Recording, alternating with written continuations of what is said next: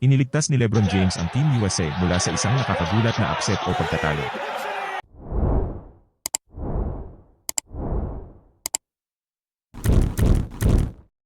Ang layup ni James sa 8 seconds bago matapos ang laro ang naging go-ahead basket noong Sabado, at ang US Olympic team na malapit nang tumungo sa Paris Games ay nakatakas sa isang 101-100 na panalo laban sa South Sudan sa London.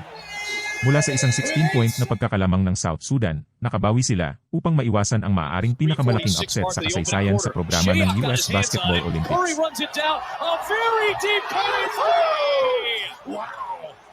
For a United States lead. Ang South Sudan, ang bansang Aprikano na nakamit ang kalayaan nito noong 13 years ago at maglalaro sa Olympics sa unang pagkakataon, ay nanguna sa mahigit kalahati ng laro at nagkaroon ng pagkakataong manalo sa huling seconds ng laro.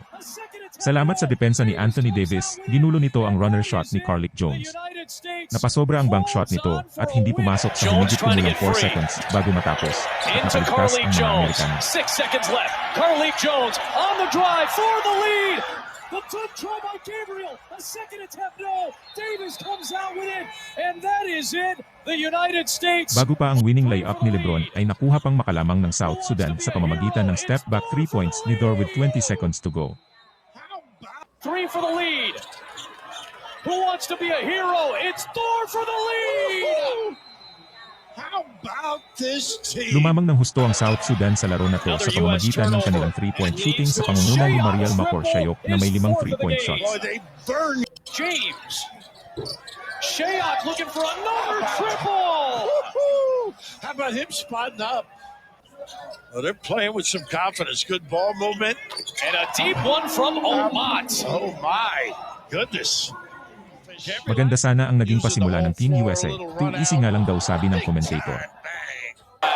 Omat, a quick trigger from Cole, and the long rebound to Holiday. A quick outlet feed for LeBron.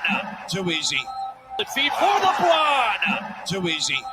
Dito na nga nag-time out ang South Sudan at tila narinig nila ang salitang too easy ng commentator at nagsimulang gumanda ang depensa at shooting nila. Ang USA naman, tila nag-relax at sobrang kumpiyansa. Tila hirap sa depensa ang Team USA at kahit anong gawing habol nila ay nakakalamang pa rin ang South Sudan. With the finish. And looking for it here. There it is. Buti na lang nakakuha sila ng 16-0 run sa third quarter, kasama na dito ang end 1 ni LeBron.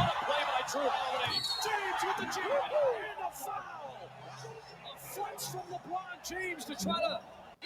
Jackson Poole working against Holiday, who knocked it free and saved it to James. What a play by Drew Holiday. James with the jam and the foul.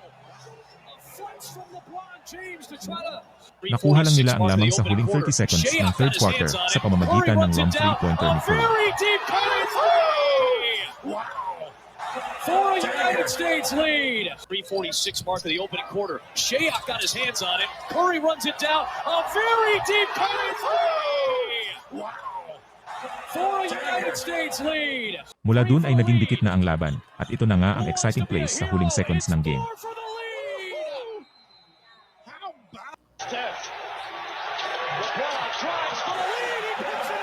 Jones trying to get free.